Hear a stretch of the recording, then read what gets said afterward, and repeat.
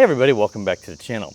Well, today I'm going to be reviewing this little brushless drone. This is the S116 Max. Now this looks sort of like a little DJI Phantom, though it's much smaller. And it has brushless motors, has optical flow position hold, so it'll hold position using the downward facing camera on the bottom. And it has an infrared obstacle avoidance module which you can attach.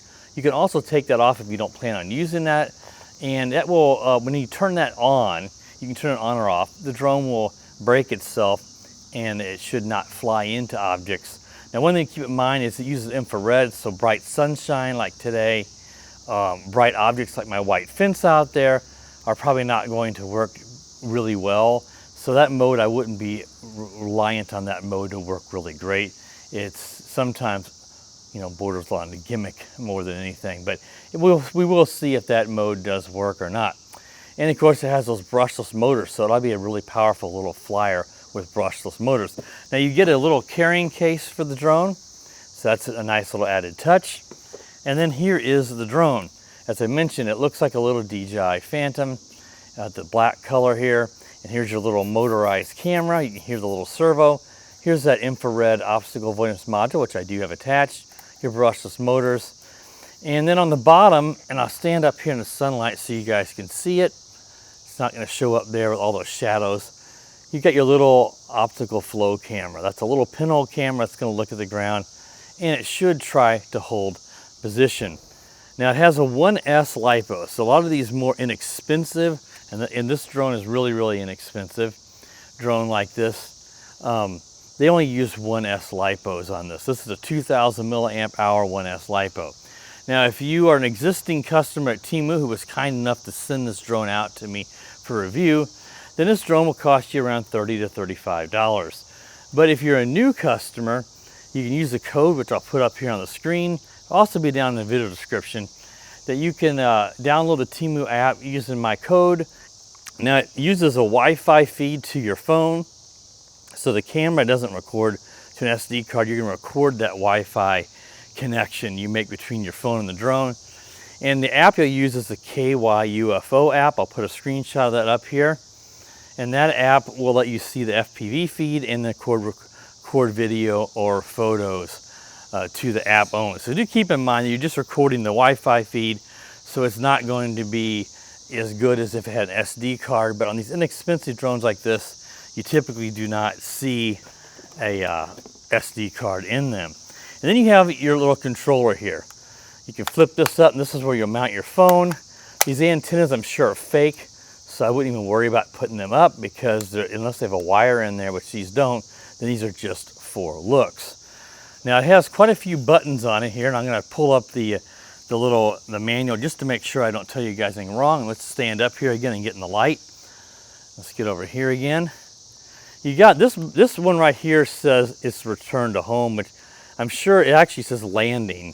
I'm sure this is going to be your one key return, where it'll fly back the opposite direction at takeoff, because this says that this is just takeoff. I'm guessing this is takeoff and auto takeoff and auto landing. We'll see when we fly here in a moment. This is your emergency stop, your on and off button. This is just going to calibrate the gyro for level. This will turn your obstacle avoidance on and off. And then on top of the controller, you've got some other controls. You got your speed rates here, a little dial. Your photo video, short press is going to do your photos, long press will start doing video.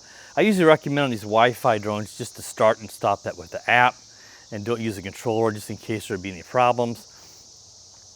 And then this side is your tilt, the motorized tilt. We can flip it around as if you were holding it. This is your tilt for the camera, and this one here is headless mode. And I think they also say you can also switch the left or right hand mode. So unless you're using headless mode, I want to mess with that. I would not mess with that button. And this is also rechargeable. There is a micro USB port here on the side, and this charges up, which is really nice. On these inexpensive drones like this, you almost never see a rechargeable controller. They always take 2 or 3 triple or AA batteries. This has a little LiPo battery built inside of it, so you don't have to worry about always having batteries for the controller. So what we're going to do now is I'm going to get it connected to my phone and the app, and then we'll take this drone up here and fly it around and test all those features. So I'll be right back. Okay, we have it connected. We got a live feed to the app. Let's get it up in the air. What I want to do first is, just test that obstacle avoidance so we get that out of the way. If I think I'm on the side of my house here in the shadows here, it ought to be able to function if it works correctly. So let's go ahead and see if that auto takeoff. Actually, what I want to do is probably record some video first. So we're going to press the little, it just turns yellow, the icon, when you start recording. And let's go ahead and see if the auto takeoff works. And it does. And that optical flow ought to try to work here. We are in the lowest, there's 3 rates. That seems to be working pretty decent. And this is the lowest rate. Let's see if we turn this obstacle avoidance mode on and see if it works. And it is not wanting to brake. Let's back it up here and see if it works. Sometimes these obstacle avoidance modes, like I said, I'm not, that's kind of a mode. If it works, but I wouldn't rely on it. And it's really wanting to go forward here. I got it full back, so let's back it up here and see if we're in the lowest rate, of course. If it really wants to go forward, I'm gonna turn that mode off. Now we got more tilt. But now we're not in the mode, so let's press it again and see if it works. No, it's gotten to fly forward, so I got it full back. I'm gonna turn that off. So now it could be this glare of the sun, but we are in the shadow here. But the obstacle avoidance is not wanting to work for me. You can certainly see it even slower than the first rate whenever you turn that on. We might try it again here in a minute, but I don't want to spend too much battery testing that mode. So let's go up here and let's just tilt the camera. Again, if you get too high, the optical flow on these drones, they work well at about the height I'm at here. Too high and they may not work, and definitely too low to the ground they won't. Let's see if it just kind of works there. That's not too bad. Let's tilt the camera down. Let's see if I'm doing it the right way. There we go.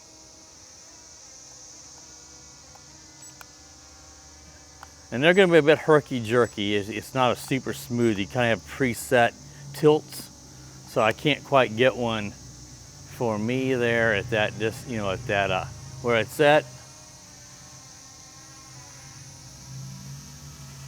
You can really hear the cicadas in the background. They're really bad this year.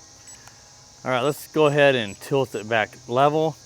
Let's go up into the higher rates here. This is the lowest rate, as I mentioned. Let's click that dial over. Let's go 2 beeps. There's the middle rate. Yeah, this flies great. It's pretty, it's agile.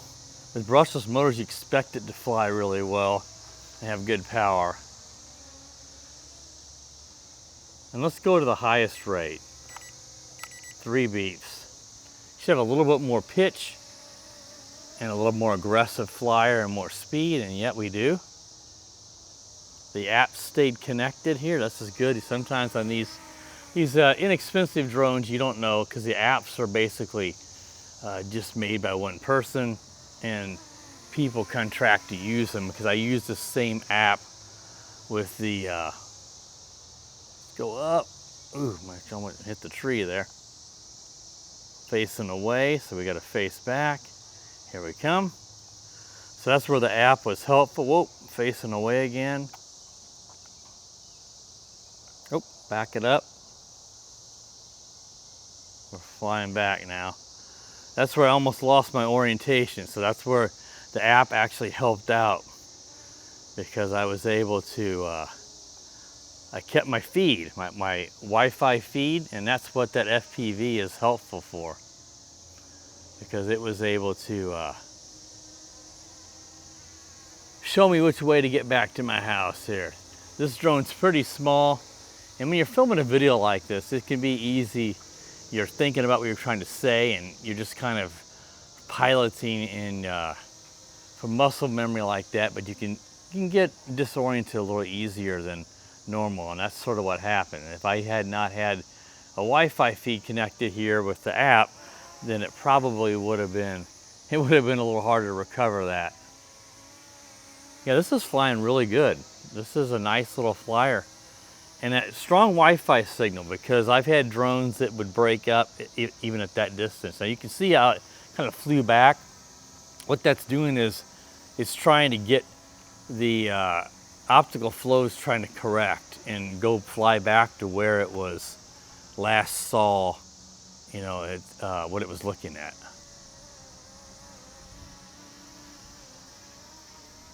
Yeah, this on a day like today with a little breeze, it's good to have the higher rates. The lowest rate's going to struggle even with brushless motors. But yeah, the infrared obstacle avoidance, I just didn't have any luck with that. We could try that again here in a moment. Like I said, you want to be looking at something that's not highly reflective and it's not in the bright sunlight. But it just didn't seem like it was working. It was definitely turning on because it was even slower than the first rate.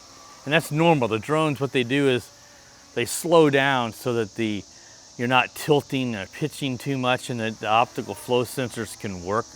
The drone needs to be moving slow to give it time to react. And it needs to be able to be looking towards the object and not tilting down. But yeah, I just didn't want to work. Now I wouldn't want to try it against my white fence here. That's just too reflective. But typically on these drones, I'll test them against the green vinyl of my house in the shadows. Let's just tell it to land here and see if it does. Well, let's see if that does land. Maybe it is. Maybe the other key isn't one key return. Yeah, I'm pressing and it's not doing anything. Okay, that's weird. Let's press this other one then. Yeah, that's gonna land. Okay, the instructions were correctly labeled. Let's see if it lands without tipping over. Oh, that's a problem with the really narrow landing gear on this particular design is, you know, the Phantoms are obviously a very good drone, but a little drone like this, you're gonna tip over. So landing on the concrete is probably not as ideal as the grass, but the grass is just too thick here. It's gonna definitely fall over. But the props could get scuffed up falling forward if the motors don't cut off quickly enough, but they did there. Let's go ahead and stop recording the video. That way we got everything saved, because when you're recording a Wi-Fi feed, you wanna make sure that you stop that recording, because if you don't and you power the drone off, there's a very good chance that that video will corrupt. Let's go ahead and start the video again. Actually, you know what I think I might do? Instead of the video, let's take it up here for a moment and see if we can take a couple photos. Because I think this drone's gonna be best for that, because keep in mind, there's no gimbal, there's no electronic image stabilization. You can't expect those features at this price.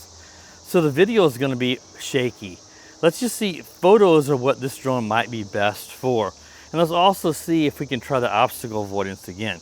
So as I mentioned, this is your auto takeoff and this is your auto landing. They are separate buttons. Is weird. I thought this might be the one key return, which this drone doesn't appear to actually have that, which is fine. So let's go ahead and do a manual takeoff.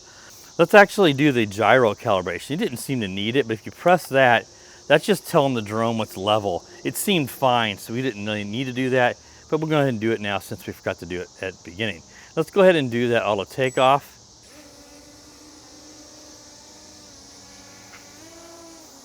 Let's just take it up while we have some battery power still and just get a couple photos. We'll just take some photos out towards, oh boy, it's really flying back now. I was trying to correct. That happens sometimes, especially when you first take off with these drones. It's really trying to correct itself, and it felt like it was flying away. And the wind was also doing that a bit. You know, optical flow can work decent, but it can also really struggle when there's wind or rapid movements, because the camera's trying so hard to keep what it sees in its field of view. Let's see if we can get it to settle down here, and we'll try to get. This looks like it's slowing down now. Let's take a photo. There we go. I'm just gonna fly forward slowly. I think in your lower rates, I would expect the optical flow to work better because you're not flying as fast. So you can see it really is wanting to take off over here and then it will calm down as it's trying to see the ground. I'm just going to kind of manually brake it and then try to tilt the camera down a bit. Let's take a photo right there if we can. That's just a photo of the ground though. Let's try to take a photo right there. I know we were moving, but yeah, the optical flow is not great. But again, I'm not being super defensive of the drone. It's just that these toys, optical flow never is going to work great. It will work at times. Depends on how you're flying it, the height off the ground, the light conditions, how well the camera can see the ground. That's why the GPS drones can be far superior, but you're not going to get a GPS drone at this price point typically. Let's take another photo here. That's a good one. There we go. Now we got a beeping. That means we're at low battery. So we're probably not going to have time to test optical flow anymore. But as you saw when I turned, the infrared obstacle avoidance. As you can see when I was doing it though, it just kept flying towards my house. If you flew the drone indoors, maybe in a large enough area, it probably would work. It might have a better chance of working. But I was in the shade, so the sun should not have been interfering with the infrared sensors on the top of the drone. Let's land it. Oh, perfect. A manual landing and it worked perfect. All right. So yeah, I mean, overall, this is a fun little flyer. I would kind of like to see it not have the optical flow, because as you guys saw at times whenever it would just fly back aggressively.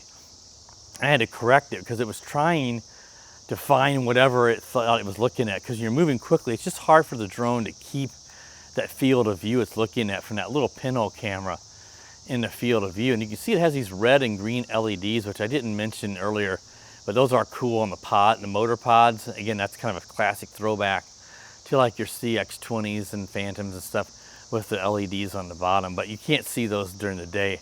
But at nighttime, those would look really cool. Of course, optical flow won't work at night. But yeah, optical flow doesn't work great, but it does work. You can see times where it was holding position. But again, don't rely on that. Learn how to fly a drone. And like I said, it'd be nice if this drone didn't even have the optical flow. But the infrared obstacle avoidance, that I couldn't get that to work. Now, that doesn't mean that somebody else couldn't.